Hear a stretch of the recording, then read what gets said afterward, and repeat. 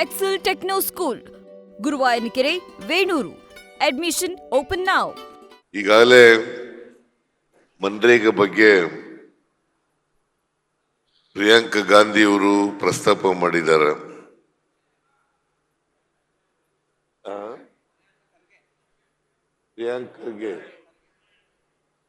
ಪ್ರಿಯಾಂಕ್ ಖರ್ಗೆ ಅವರು ಗ್ರಾಮೀಣಾಭಿವೃದ್ಧಿ ಸಚಿವರು. ಅವರು ಅನೇಕ ವಿಚಾರಗಳನ್ನು ನಿಮಗೆ ತಿಳಿಸಿದ್ದಾರೆ. ಕಳೆದ ತಿಂಗಳು AICC ಮೀಟಿಂಗ್ ಆಯಿತು, ವರ್ಕಿಂಗ್ ಕಮಿಟಿ ಮೀಟಿಂಗು.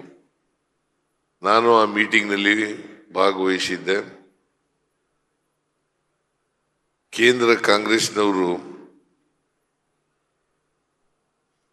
ಮನ್ರೇಗಾ ರದ್ದು ಮಾಡಿದಾರಲ್ಲ, ಇದನ್ನು ಬಹಳ ಗಂಭೀರವಾಗಿ ಪರಿಗಣಿಸಿದ್ದಾರೆ.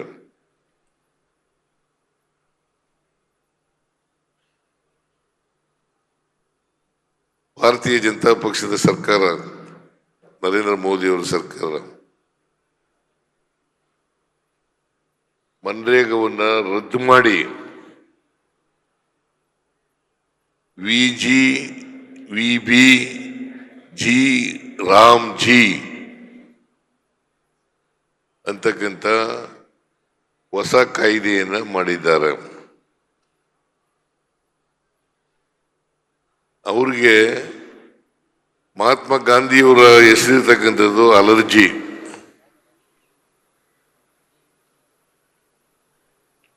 ಇದು 2005ರಲ್ಲಿ ಮನಮೋಹನ್ ಸಿಂಗ್ ರವರು ಪ್ರಧಾನಮಂತ್ರಿ ಆಗಿರುವಾಗ ಮತ್ತೆ ಸೋನಿಯಾ ಗಾಂಧಿಯವರು ನಾಯಕತ್ವದಲ್ಲಿ ಮನ್ರೇಗಾ ಕಾಯ್ದೆ ಜಾರಿಗೆ ಬಂತು. ಉದ್ದೇಶ ಏನಪ್ಪಾ ಅಂತಂದ್ರೆ, ಗ್ರಾಮೀಣ ಪ್ರದೇಶದಲ್ಲಿರ್ತಕ್ಕಂಥ ಕಾರ್ಮಿಕರು, ದಲಿತರು, ಮಹಿಳೆಯರು, ಸಣ್ಣ ರೈತರು ಅವ್ರಿಗೆ ಕೆಲಸ ಕೊಡಬೇಕು ಅಂತಕ್ಕಂಥ ಉದ್ದೇಶದಿಂದ. ಕೆಲಸದ ಹಕ್ಕಿದೆಯಲ್ಲ, ಅದು ಡೈರೆಕ್ಟಿವ್ ಪ್ರಿನ್ಸಿಪಲ್ಸ್ ನಲ್ಲಿ ಇತ್ತು, ಕಾನ್ಸ್ಟಿಟ್ಯೂಷನ್ ನಲ್ಲಿ. ಅದನ್ನ ಮೂಲಭೂತ ಹಕ್ಕಾಗಿ ಮಾಡ್ತಕ್ಕಂಥ ಕೆಲಸವನ್ನು ಮಾಡಿದ್ರು. ಮನಮೋಹನ್ ಸಿಂಗ್ ಅನೇಕ ಸಮಸ್ಯೆಗಳಿದ್ದಾವಲ್ಲ, ನಿರುದ್ಯೋಗದ ಸಮಸ್ಯೆ, ಆಹಾರದ ಸಮಸ್ಯೆ, ಇನ್ಫಾರ್ಮೇಶನ್ ಸಮಸ್ಯೆ, ಮತ್ತೆ ಕಾಡಿನಲ್ಲಿ ವಾಸ ಮಾಡ್ತಕ್ಕಂಥ ಜನರು ಅವರ ಸಮಸ್ಯೆ, ಈ ಸಮಸ್ಯೆಗಳಿಗೆಲ್ಲ ಪರಿಹಾರ ಕಂಡುಹಿಡಿತಕ್ಕಂಥ ಪ್ರಯತ್ನವನ್ನ ಮನಮೋಹನ್ ಸಿಂಗ್ ರವರು ಮಾಡಿದ್ರು. ಮನಮೋಹನ್ ಸಿಂಗ್ ರವ್ರ ಕಾಲದಲ್ಲಿ ರೈಟ್ ಟು ಎಂಪ್ಲಾಯ್ಮೆಂಟ್ ಆಯಿತು, ಆಮೇಲೆ ರೈಟ್ ಟು ಫುಡ್ ಆಯಿತು, ಫುಡ್ ಸೆಕ್ಯೂರಿಟಿ ಆಕ್ಟ್, ಆಮೇಲೆ ರೈಟ್ ಟು ಇನ್ಫಾರ್ಮೇಶನ್ ಅದನ್ನಾಯಿತು, ರೈಟ್ ಟು ಎಜುಕೇಶನ್ ಆಯಿತು. ಫಾರೆಸ್ಟ್ನಲ್ಲಿ ಡ್ವೆಲ್ಲರ್ಸ್ ಇದಾರಲ್ಲ, ಅವರ ಫಾರೆಸ್ಟ್ ಮೇಲಿನ ಹಕ್ಕನ್ನ ಮಾಡ್ತಕ್ಕಂಥ ಕೆಲಸವನ್ನು ಮಾಡಿದ್ರು. ಇದನ್ನು ಮಾಡುವಾಗ ಇದು ಕೂಡ ರೈಟ್ ಟು ಎಂಪ್ಲಾಯ್ಮೆಂಟ್ ಅನ್ನೋದು ಕೂಡ ಒಂದು ಕಾಯ್ದೆಯನ್ನು ಮಾಡಿದ್ರು. ಅದು ನರೇಗಾ ಅಂತ ಇತ್ತು, ಆಮೇಲೆ ಮನ್ರೇಗಾ, ಮಹಾತ್ಮ ಗಾಂಧೀಜಿಯವರ ಹೆಸರನ್ನ ಇಟ್ಟ ಮೇಲೆ ಮನ್ರೇಗಾ ಅಂತ ಆಯಿತು. ಇದು 20 ವರ್ಷದಿಂದ ಜಾರಿನಲ್ಲಿತ್ತು. ಈ ಕಾನೂನಲ್ಲಿ ಸುಮಾರು 12 ಕೋಟಿ 16 ಲಕ್ಷ ಕಾರ್ಮಿಕರು ಇಡೀ ದೇಶದಲ್ಲಿ ಕೆಲಸ ಮಾಡ್ತಾ ಇದ್ದಾರೆ. 12 ಕೋಟಿ 16 ಲಕ್ಷ. ಅದರಲ್ಲಿ 53%ಗಿಂತ ಹೆಚ್ಚಾಗಿ ಮಹಿಳೆಯರು, 50%ಗಿಂತ ಹೆಚ್ಚಾಗಿ ಮಹಿಳೆಯರು. ಸುಮಾರು 6 ಕೋಟಿ 21 ಲಕ್ಷ ಮಹಿಳೆಯರಿದ್ದಾರೆ. 6,21,00,000 ಮಹಿಳೆಯರಿದ್ದಾರೆ. ಉದ್ದೇಶ ಏನಪ್ಪಾ ಅಂತಂದ್ರೆ ಹಳ್ಳಿಗಾಡಿನಲ್ಲಿ, ಇದು ದೇಶದ ಎಲ್ಲ ಭಾಗಗಳಲ್ಲೂ ಕೂಡ ಹಳ್ಳಿಗಾಡಿನಲ್ಲಿ ಕೆಲಸ ಕೊಡಬೇಕು. ಯಾವಾಗ ಅವ್ರು ಕೇಳ್ತಾರೆ ಆ ಕಾಲದಲ್ಲಿ ಕೆಲಸ ಕೊಡಬೇಕು. ಅಂದ್ರೆ 365 ದಿನದಲ್ಲಿ ಯಾವಾಗಲಾರು ಕೇಳ್ಬೋದಾಗಿತ್ತು ಕೆಲಸನ. ಮತ್ತೆ ಅವರ ಊರಿನಲ್ಲೇ ಕೆಲಸ ಮಾಡಬಹುದಾಗಿತ್ತು, ಅವ್ರ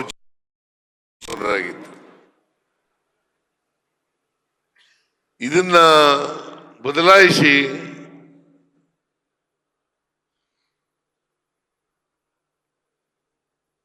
ಮೋದಿಯವರ ಸರ್ಕಾರ ಈ ಕಾನೂನನ್ನ ರದ್ದು ಮಾಡಿದ್ರು, ರಿಪೀಲ್ ಮಾಡಿದ್ರು ಅಂತ ಇಂಗ್ಲಿಷ್ ನಲ್ಲಿ ಹೇಳ್ತಾರೆ. ರಿಪೀಲ್ ಮಾಡಿದ್ರು. ರಿಪೀಲ್ ಮಾಡಿ ಹೊಸ ಕಾಯ್ದೆಯನ್ನ ವಿಕಸಿತ ಭಾರತ ಗ್ಯಾರಂಟಿ ಫಾರ್ ರೋಜ್ಗಾರ್ ಎಂತದ್ದು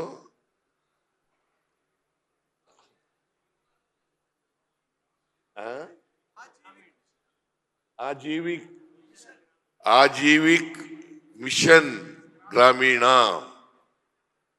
ಅಂದ್ರೆ ಅದು ಶ್ರೀರಾಮ ಅಲ್ಲ.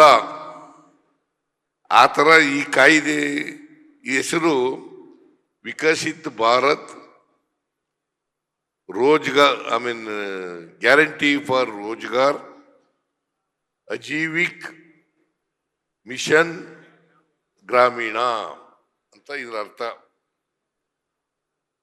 ರಾಮ್ ಅಲ್ಲ, ದಶರಥ ರಾಮನೂ ಅಲ್ಲ, ಸೀತಾರಾಮನೂ ಅಲ್ಲ, ಕೌಶಲ್ಯ ರಾಮನೂ ಅಲ್ಲ, ಯಾವ ರಾಮನೂ ಅಲ್ಲ.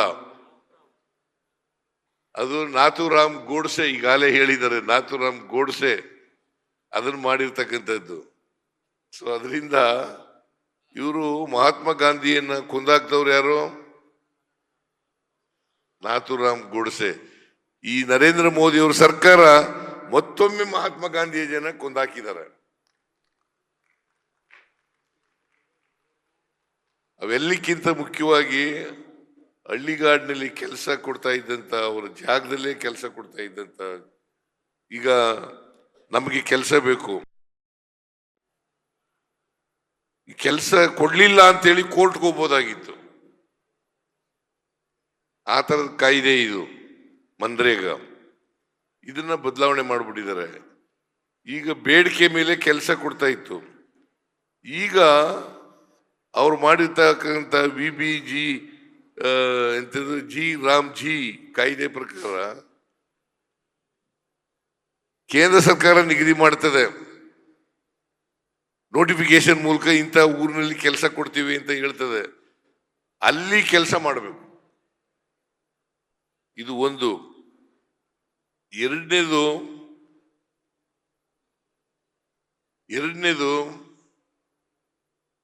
ಕೇಂದ್ರ ನಮ್ಮ 10% ಮಾತ್ರ ನಾವು ಕೊಡ್ತಿದ್ದವು. ಈಗ 40% ಕೊಡಬೇಕು ರಾಜ್ಯ. 60% ಕೇಂದ್ರ ಸರ್ಕಾರ, 40% ರಾಜ್ಯ ಸರ್ಕಾರ. ಸುಮಾರು 2,500 ಕೋಟಿ ರೂಪಾಯಿಯನ್ನ ವರ್ಷಕ್ಕೆ ರಾಜ್ಯ ಸರ್ಕಾರ ಕೊಡಬೇಕಾಗ್ತದೆ ಅಂತಕ್ಕಂಥದ್ದನ್ನ ಇವತ್ತು ಮರೀಲಿಕ್ಕೆ ಸಾಧ್ಯ ಇಲ್ಲ. ಅದಕ್ಕೋಸ್ಕರವಾಗಿ ನಾವು ನರೇಗಾ ಬಚಾವ್ ಮಾಡಬೇಕಾಗಿದೆ. ನೀವೆಲ್ಲರೂ ಕೂಡ ಜನರಿಗೆ ತಿಳಿಸ್ತಕ್ಕಂಥ ಕೆಲಸವನ್ನು ಮಾಡಬೇಕು. ಜನರಿಗೆ ತಿಳಿಸ್ತಕ್ಕಂಥ ಕೆಲಸವನ್ನು ಮಾಡಬೇಕು. ಇದು ಜನಾಂದೋಲನವಾಗಿ ಪರಿವರ್ತನೆ ಆಗಬೇಕು. ಜನ ಆಂದೋಲನವಾಗಿ ಎಲ್ಲಿವರೆಗೆ ನಾವು ನಮ್ಮ ಹೋರಾಟ ಮುಂದುವರಿಬೇಕು ಅಂತಂದ್ರೆ ಮನ್ರೇಗಾ ಕಾಯ್ದೆ ಪುನಃಸ್ಥಾಪನೆ ಆಗಬೇಕು, ವಾಪಸ್ ಬರಬೇಕು. ಮತ್ತೆ VBG ರಾಮ್ಜಿ ಕಾಯ್ದೆ ರದ್ದಾಗಬೇಕು. ಅಲ್ಲಿವರೆಗೂ ನಮ್ಮ ಹೋರಾಟವನ್ನ ಮುಂದುವರಿಸ್ತಕ್ಕಂಥ ಕೆಲಸವನ್ನ ಮಾಡಬೇಕು. ಅದಕ್ಕೋಸ್ಕರ ಈ ಸಭೆ ಕರೆದಿರ್ತಕ್ಕಂಥದ್ದು. ಸಮಯದ ಅಭಾವ ಇರೋದ್ರಿಂದ ನಾನು ಬೇರೆ ವಿಚಾರಗಳನ್ನೆಲ್ಲ ಪ್ರಸ್ತಾಪ ಮಾಡಕ್ ಹೋಗಲ್ಲ. ದಯಮಾಡಿ ನೀವೆಲ್ಲರೂ ಕೂಡ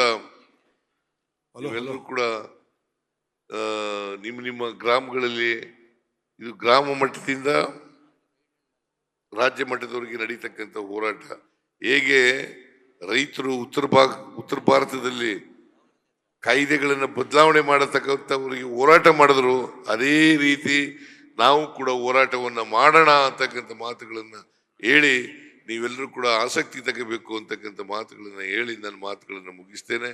ಜೈ ಹಿಂದ್, ಜೈ ಕರ್ನಾಟಕ. ನ್ಯೂಸ್ ಫಸ್ಟ್ ನಿರ್ಭೀತಿಯಿಂದ ನಿಮ್ಮ ಪರವಾಗಿ.